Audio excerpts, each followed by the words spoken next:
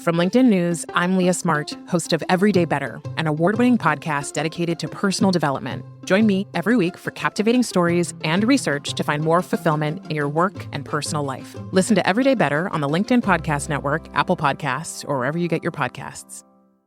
Break language barriers instantly by translating up to 44 languages in real time with the HP AI PC, powered by the Intel Core Ultra processor. With the right tools, work doesn't have to feel like work. Learn more at hp.com/AI PC.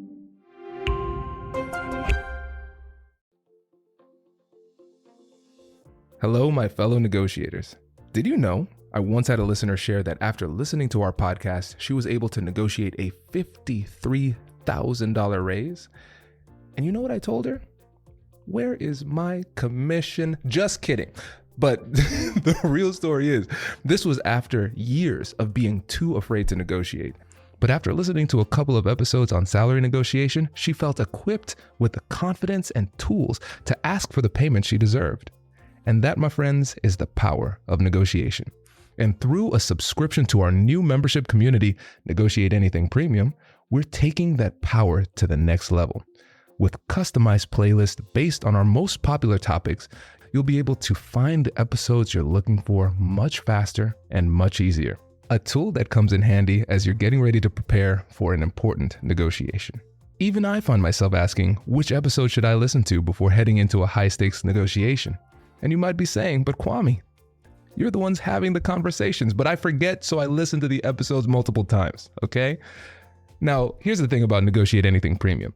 It'll allow you to dive deeper into the specific situations you're facing, whether it's a salary negotiation, an important business meeting, or an emotional conversation with a loved one. Bonus for you, in addition to ad-free and extended episodes, premium members will have exclusive access to solo episodes and insights from yours truly. And as you know, it will be very dry and very boring because I have no sense of humor. And this is something that you all have been asking for. I'll also be offering personalized answers to some of your most burning questions through our Ask Me Anything feature. If you've been enjoying our traditional feed, imagine the value a premium subscription can offer. I've felt the benefit of negotiation firsthand, and it is life-changing.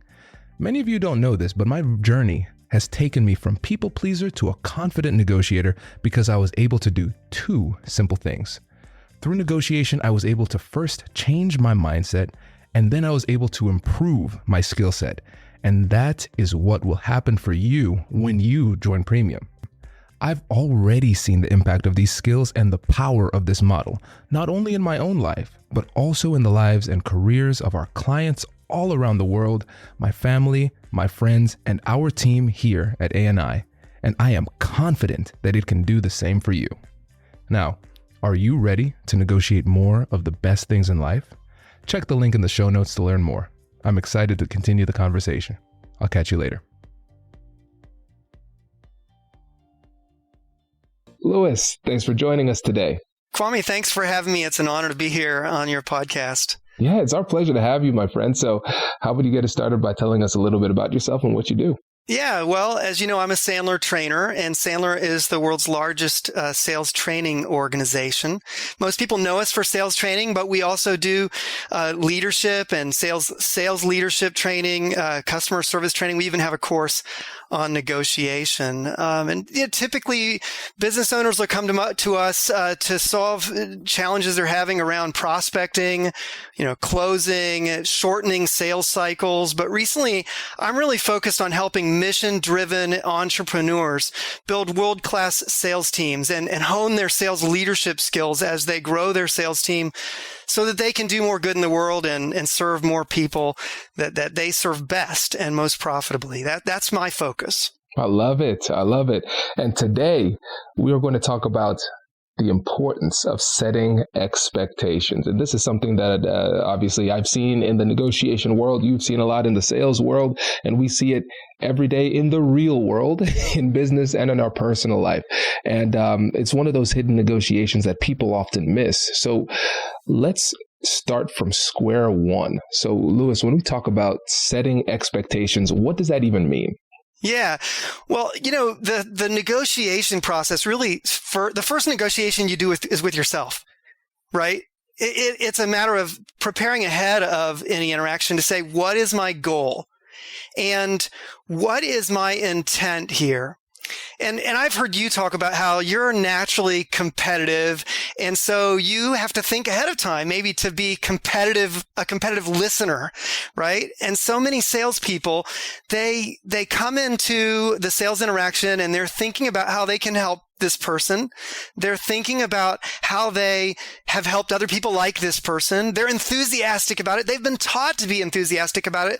Or maybe they're not even a salesperson, but they're an expert in their field. And so they're thinking about all this knowledge they have to share. And so sometimes the first step is setting expectations with yourself, right? That I have to make sure that I pay attention to, as you so often talk about in this podcast, listening to the other person and finding out what's important to them. And so when I talk with salespeople and I say, what's the expectation for this sales meeting? What's your goal for this sales meeting? And they may tell me what that goal is. And my next question is, does the prospect know that? And oftentimes they don't, right? The salesperson was just glad to get the meeting. And especially if the meeting was a really big prospect, somebody maybe at a higher position than they are, or, of a really hard to get into. As soon as they get the appointment, they're off the phone and, hey, I got one.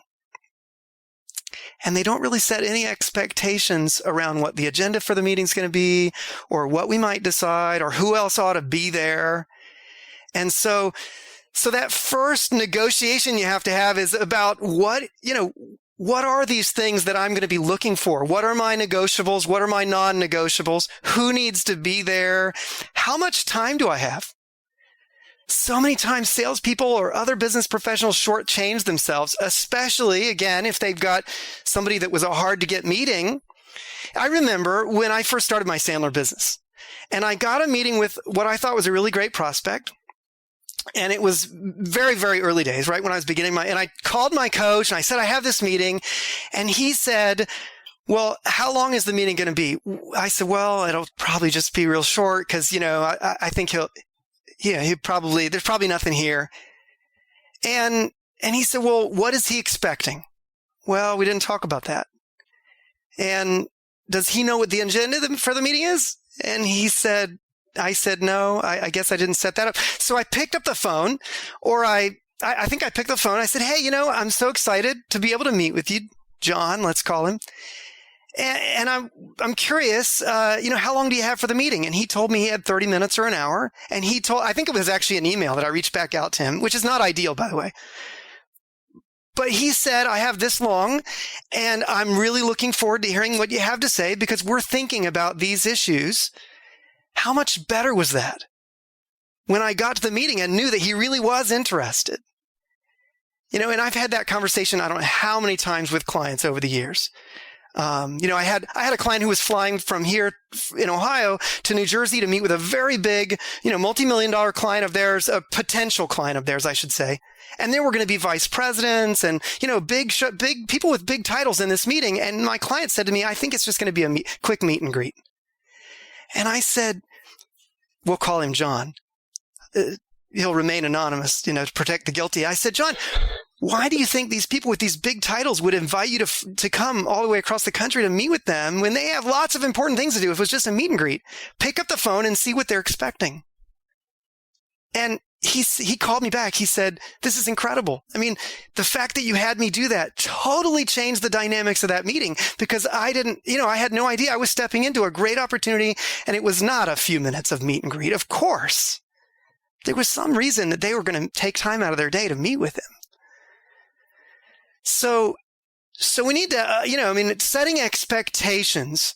I mentioned to you before that I had always been taught permission-based selling, asking permission, hey, would it be okay if I asked you a few questions? And I'd been taught to set a roadmap for the sales process.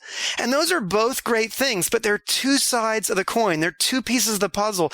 At Sandler, we teach people to put those together and set what we call our upfront contracts. And an upfront contract means that you're agreeing ahead of time to certain things upfront, and it's a contract simply because it's an agreement. I tell my clients, the one time you want to negotiate in a sales process is upfront. And that is the opposite of what most salespeople do, right? Most salespeople come in and they show up and throw up and they tell all of their stuff and they do their dog and pony show and they share all their expertise and they do a lot of free consulting. And then they hope that if they like me, they'll buy from me. And then at the end, when the prospect says that's too much, now they have to begin to negotiate price and negotiate terms. But at Sandler, we say, no, the only time you want to be doing negotiating, we want to figure out what all of the parameters are along the ways before we get to the presentation. We want to understand what's really important to this customer, what their budget is, what their decision-making process is. So by the time we get to that, there isn't any negotiation. We're just letting them buy. So this is the key, right? When we're setting the upfront contract, we want to set expectations for that's the way it's going to work, is that I'm going to ask you lots of questions. I'm probably going to ask you questions you didn't even expect, and I'm going to need to know some details that are X, Y, and Z. Are you going to be comfortable talking about those things, Kwame? And you say yes, right? And you agree. And then if you say you're not, well, this is when negotiation happens, right? Well, in order for me to share my answers with you, I'm going to need to know X, Y, and Z. And if by the end we get, it seems like, we might figure out in the middle that there's nothing here. And if not, that's okay.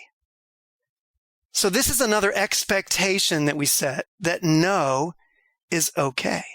See, so many salespeople come to interactions thinking that their job is to persuade people to buy from them. And that's a problem. Because, well, why is that a problem? It's a problem because they might not need what you have. It might not be a match. They might not need what you have, right? And if they do need what you have, why else might it be a problem? They might not be the right person with the right budget to buy what you have. Right.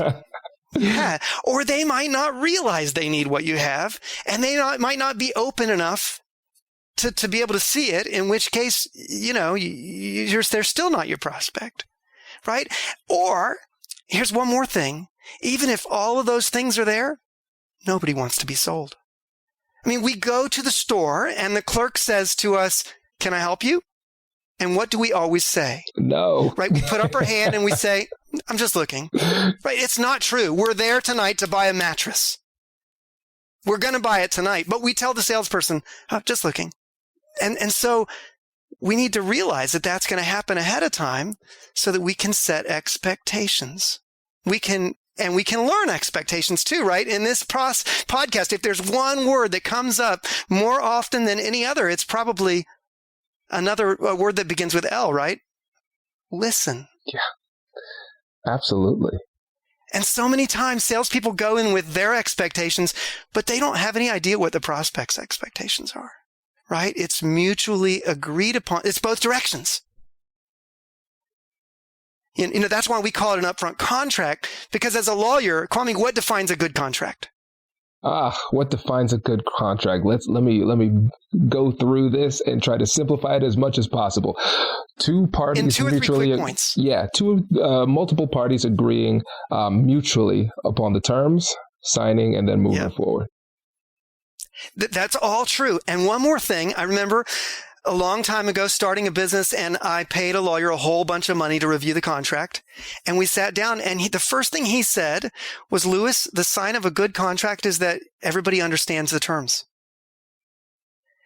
And so that's another trait. Everything you said plus clear understanding between the two, right? Mutually agreed upon. But in order to be mutually agreed upon, we have to have very clear terms.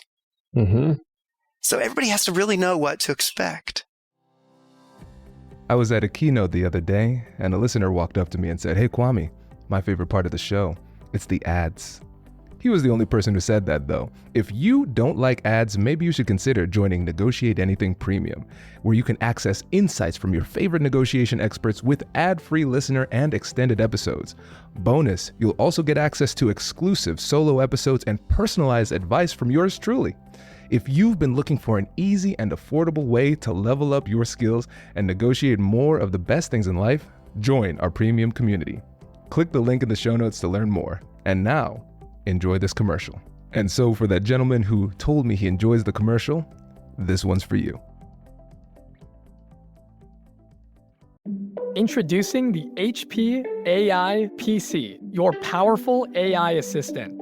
Easily search through personal files, gain valuable insights, and make smarter, more informed business decisions. Unlock the future of work today with the HP AI PC, powered by the Intel Core Ultra processor. With the right tools, work doesn't have to feel like work. Learn more at hp.com/AIPC.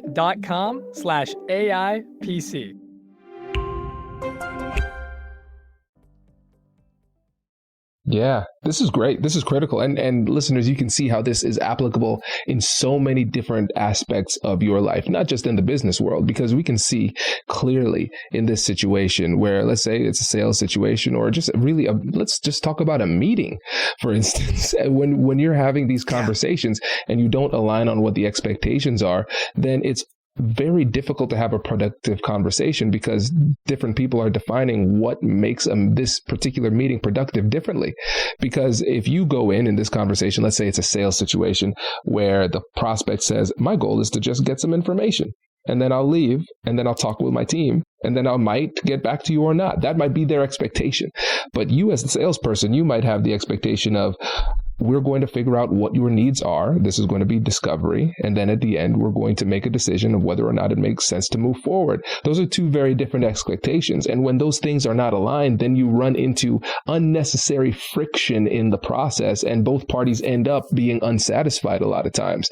And so it's really interesting, Lewis, to see just how much psychological resistance there seems to be with setting expectations up front. And I think it comes back to what you said, where there's this bias in the sales world and just the world in general, where we want to always get to yes. I mean, one of the most popular books in negotiation is Getting to Yes. And we are afraid of no. But in your process, you're letting them know up front, hey, it is okay to say no. It is okay for me to say no. We both have freedom and autonomy in this. And so it seems, and I want to get your perspective on this, it seems as though there needs to be a little bit of resilience in the face of potential rejection here, if we're willing to negotiate these upfront contracts and clearly align on expectations. So something you said there is that oftentimes salespeople don't want to hear no. But this is a really important point, that when this helps create equal business stature between the two parties. You know, oftentimes a salesperson comes to the interaction with their seat a half a foot lower than the prospects. Right? They come, feeling like the prospect has all the power and they have all the control, and they're here to for instance, I remember a sales manager who taught me. He would say, we'll be quick and we'll get out of your hair. Is that the way two equal parties relate to one another? No. Right? So this really is, it's a tactic that really helps the salesperson create more equal business stature. But you mentioned that there's a lot of resistance to this sometimes. And sometimes when I'm in a training room with salespeople or even non-salespeople, and we're talking about how to use this in their professional meetings, this is perhaps the most assertive thing that we teach at Sandler. And so for some people, that is uncomfortable. And what I say to them, is let's practice it with you as the prospect and with the other person leading the upfront contract. And then I say to them, did that feel uncomfortable? And they always say no.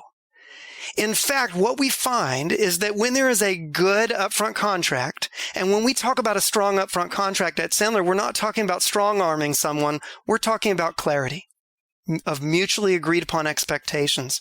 When there is a good upfront contract, it creates comfort.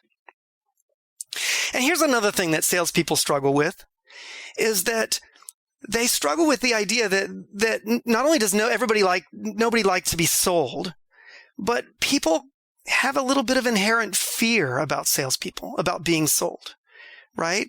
And what that creates is that people tend not to be totally honest with someone who is selling something. You talk about compassionate curiosity. And I tell my clients, the first rule is be curious. The second rule is be skeptical. Because as a salesperson, you got to realize that not everybody's going to give you the honest answer right up front. It's your job to change this interaction and create an environment that fosters transparency. So the upfront contract can help you do that when you do exactly what you said a few minutes ago, Kwame, and you say, we may figure out that there's nothing here. And oftentimes I'll lead with my no. I will lead with, hey, you mentioned earlier, you can say no, I can say no. Now that's a foreign concept to a lot of salespeople. And in fact, I've had sales managers. I remember a sales manager I met with, and she said, we're doing in-home sales. I can't tell the prospects it's okay to say no, or they'll say no. And I said, well, what's your closing ratio now? She said about 20%. I said, then 80% of the people are already saying no. They're just not telling you, right? They're telling you, we'll think about it.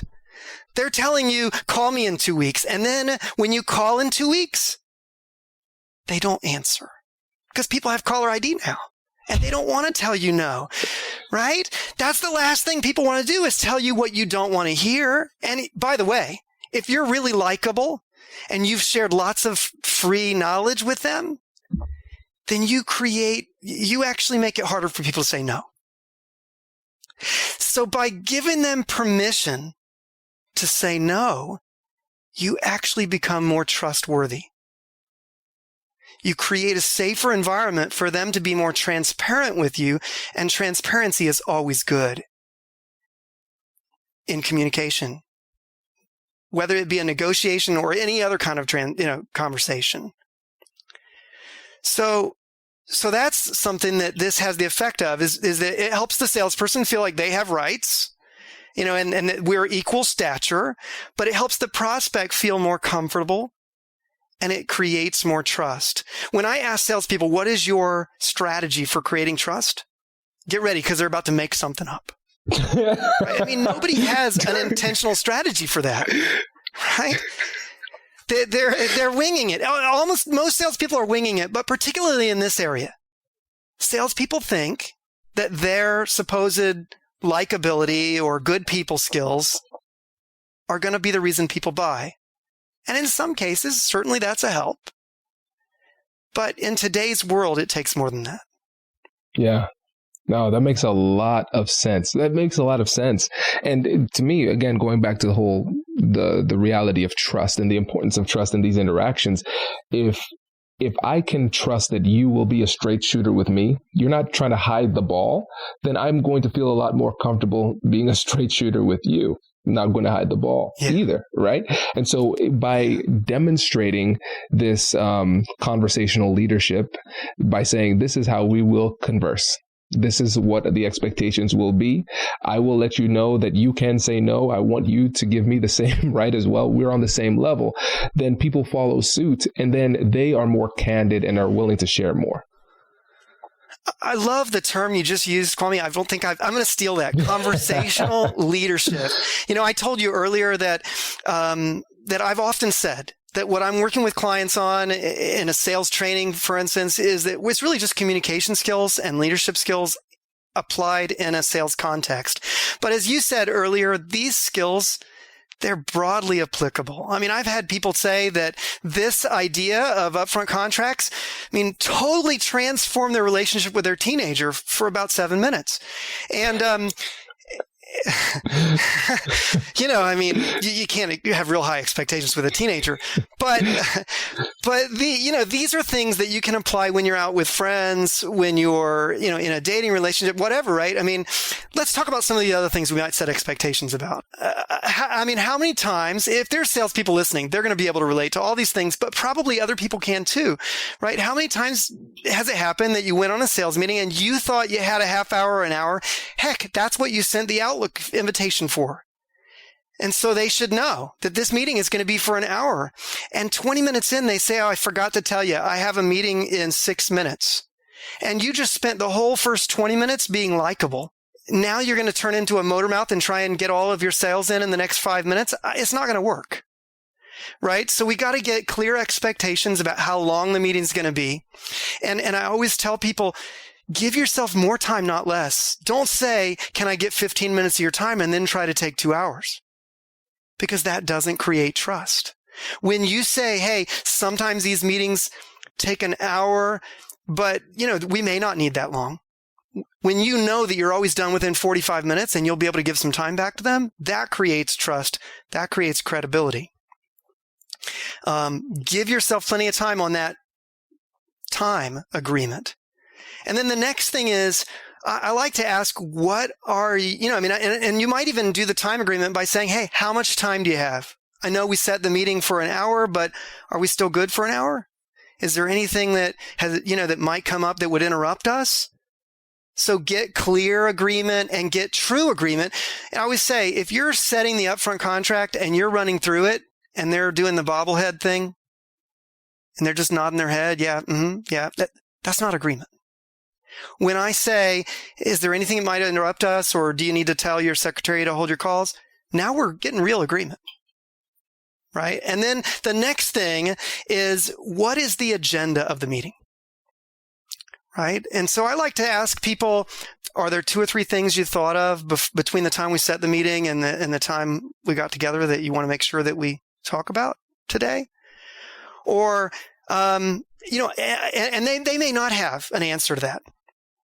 And if not, you can plant the questions. You can say, well, usually business owners want to ask me about X, Y, or Z. But before I answer those questions, some of the things I'm going to need to know from you are A, B, C. Will you feel comfortable answering those? I mean, in my world, I might say we're going to need to talk about, current revenues and what your goals are for the next 3 years and profit margins. You're going to be okay talking about those things? All right, great. So we've set the headlines. By the way, we're not answering those questions. When they give us the question, this is oftentimes a point where people get derailed on their upfront contract.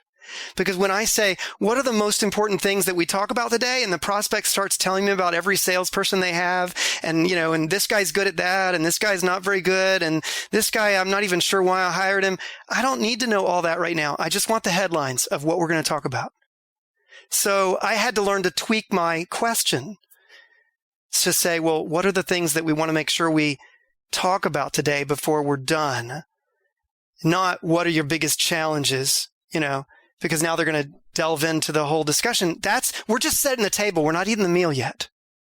And so we want to know their agenda. We want to know our agenda. And then the last piece is the piece that most people forget. By the way, if you do that time agreement and you lay out agenda, and not just lay out agenda, but get their, an understanding of their agenda, you'll be more professional than most salespeople. But you might not sell anymore. And the only problem is that salespeople's job is not to be likable and professional. It's to get sales done. So here's the magic of the upfront contract that most people are that's the part that's most uncomfortable. Let's talk about what we can decide today. What is the outcome of this meeting going to be? And when I think back to the worst sales meetings I ever had, they were the ones where I came out of the meeting and I thought, that was a great meeting, but I'm not sure what we accomplished. Or I'm not sure that we set any follow-up. Maybe they said, let's stay in touch. Or they said, we'll get back to you. But unfortunately, we'll get back to you. What does that mean a lot of times?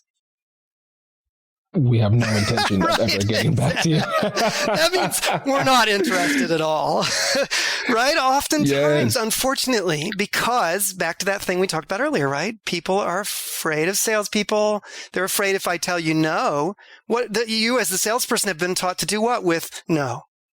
Push through it a lot of times. Overcome it, right? Yeah, you're going to engage me in an arm wrestling match, and I don't want that. Yeah. So remember now, I told him already, and so I'm going to tell him in the upfront contract that's not going to happen.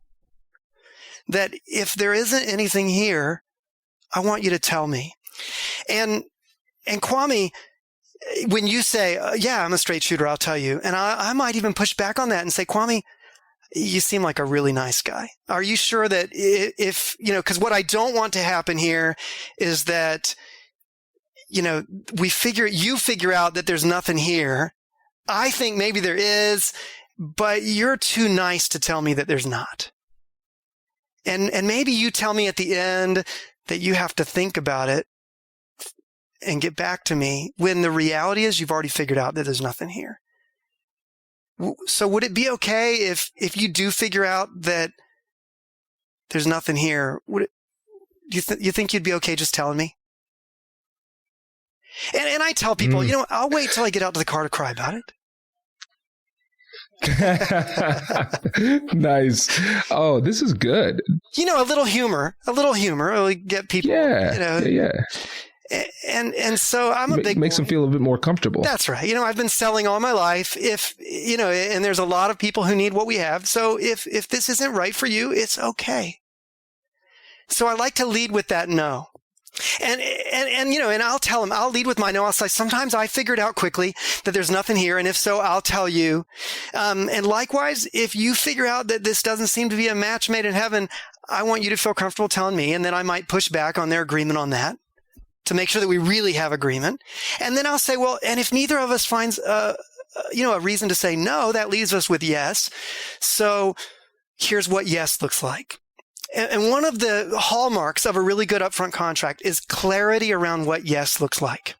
And if I tell them that typically what yes looks like is you get out your credit card and, we put a date on the calendar for a first training, or we put a date on the, you pay me and we do assessments for your people. That might be a first step.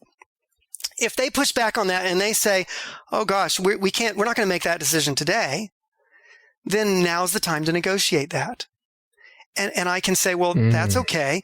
What can we decide? At the very least, we could decide that you never want to talk to me again. If that's the case, right? At the very least, we could decide that there's no way I ever want to talk to this Lewis guy again. And so I agree to tell him no. Or if it seems like we need to get someone else involved in this decision, let's figure out when that date would be and put a date on the calendar. So now we have a clear, mutually agreed upon next step. But here's the magic is if they say yes, if I tell them yes means you're going to get out a credit card and, and we'll set up assessments for your people. If they tell me that at the beginning of the meeting, how much more comfortable, how much pressure does that take out of it for me? How much more comfortable am I going to be asking for the order at the end? Yeah, I remember one where, it was, again, in my very early days as a Sandler trainer. And this was this was really a new idea to me, even though I'd had great sales training and I had 20 plus years of success as a salesperson. I'd never done this before. And my coach, I had a prospect who said, Lewis, our sale is different. And by the way, every business owner tells me that. They're all unique. And so he said, our sale is different. It's not a one-call close. It's a relationship sale. I said, I get it. And my Sandler coach said, here's what I want you to say at the beginning of the call. I want you to say, John, you mentioned your business is not a one-call close, but is this conversation going to be a one-call close? And the CEO said, well, that depends on how good you are. At which point I knew I was going to make a sale today. Right? Or at the very least, I knew I was going to get he was willing to make a decision today. And it took all the pressure out. Now I wasn't getting, more and more nervous as the hour went on. Like I got to ask for the order and what's he going to say? I knew I knew I better ask for the order because he invited me to. Right. So it takes all the pressure out. Yeah. Now you brought up something about how do we apply this to other situations? So let's just talk about that for a minute. One that comes to mind is employers and employees.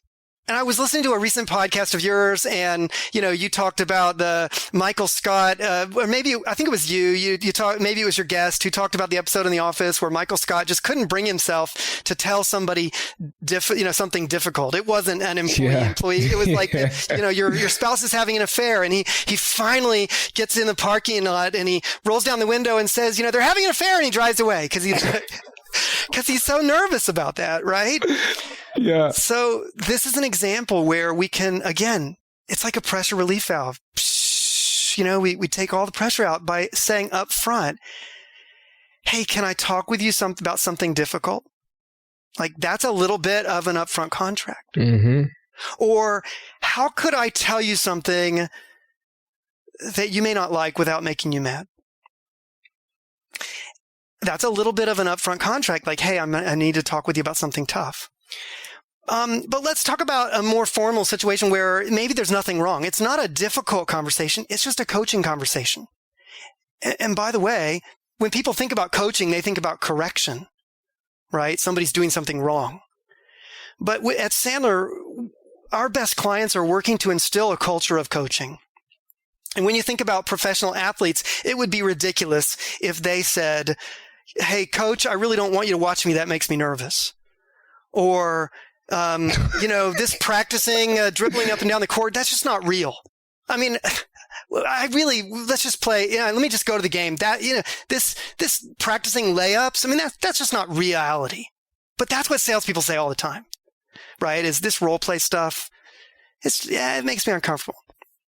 So anyway, a little bit of a rabbit trail I went off on there, because practice is really one of the biggest reasons that Sandler has become the most successful training organization in the world, is we create this context for practice. But what I was going to say is in a positive, in the ideal coaching relationship, this upfront contract applies, right? Because you say with the person that you're coaching, hey, how long do we have? What do you want to accomplish during our conversation today? Are there issues you want to talk about? Well, here's the issues I want to talk about. We can negotiate that agenda. Hey, we've only got 30 minutes. So I really want to make sure we cover this one. I can't cover all three of those things you said, but we'll get to the top one. And before we're done, I'm going to have some homework for you, and we'll circle back in a week. So there it is. Time, agenda, outcome. Yeah. If you want to remember that, maybe the Tao of selling, right? TAO. So, so there's in the employer-employee relationship. How about a meeting? How many of us have been to employee meetings that just droned on and on? They were supposed to last 45 minutes. And at the 1 hour mark, certain people were leaving and they said they had a meeting, and you wonder, did they really have a meeting, or were they just, using that so they could leave? And you didn't have the bravery to do it. You thought, maybe I should be more brave. Maybe I should make sure I set a meeting every week at the 11:45 mark so I can leave the meeting exactly at 11:45. But how much better would it be if the person leading the meeting said, hey, we've got this much time. They sent out an agenda ahead of time. They asked everybody else if there were certain things they wanted to be on the agenda. And they made a point of saying, here are the things that we want to make sure that we set some action items on before we finish the meeting. Right. How much more productive would those meetings be? So there's another example where you can apply this idea, time, agenda, outcome. Practice it with your kids, practice it with your friends when you're planning on going out to have fun on Friday night. Say, hey, how long are we planning on staying out tonight? And what do you guys want? Well, here's what I'm thinking we'll do. And let's not stand around for a half hour talking about where we're going to. Let's make a decision in the next 10 minutes and get going. Time, agenda, outcome. I wish I would have listened to this episode so many years ago, Louis, because I go to bed early. I hate wasting time. What are we doing here? Yes, this is great, because all of this, because you've made it so practical for us, because it's clear how it can apply in sales and negotiations. Now we can see how this extrapolates to the day-to-day meetings and conversations we're having, and then even in our personal life. So this is extremely useful. And I think with the time that we have left, of course, I want to give you an opportunity to tell the listeners again about the Sandler training. But if there was one last piece of advice you would give the listeners when it comes to effectively setting expectations, this narrow niche within the negotiation process, what would that last piece of advice be? It would be to be really clear in those expectations and about to think ahead of time about what yes looks like.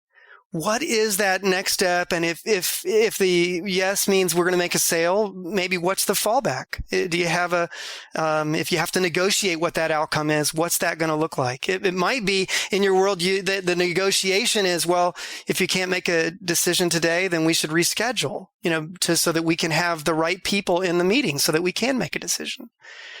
But get really clear on the terms of that agreement and what yes looks like. This is great. Louis, really appreciate it. But before you go, let them know again about Sandler training and how they can, learn more about that. Thanks very much. This concept of upfront contracts is the number one thing our client says changes their game, but there's so many more things that Sandler talks about. We talk about not just the skills of selling, but also the mindset issues, the behavioral issues. I mean, how do we execute on our plan? I mentioned that we do have a course on negotiating. We publish about 4 to 6 books a year, and they're all right now focused on sales leadership. So we're really focused on that. We do have a book called Negotiating from the Inside Out, and we do have an online course on negotiating. And if listeners want to learn more, they can go to Sandler.com and find their local Sandler trainer and reach out to them. And so that's where to go. Again, Sandler.com, SANDLER.com. Perfect. Louis, really appreciate it, my friend. Thanks for joining us. Thanks for having me, Kwame. Wait. Now, before you sign off, I have something to tell you that I've never told you before. Just kidding. I've told you before, but you should listen to it again. I want you to know about Negotiate Anything Premium. Imagine all of the things that you love about our traditional feed, plus so much more. I know you like our traditional feed because you're at the end of the episode. And with Negotiate Anything Premium, you'll get more bonus content you've been asking for, more of the expert insights that you can't get anywhere else, and more exclusive behind-the-scenes access into every conversation. Are you ready to get more of what you want out of your life, career, and every conversation?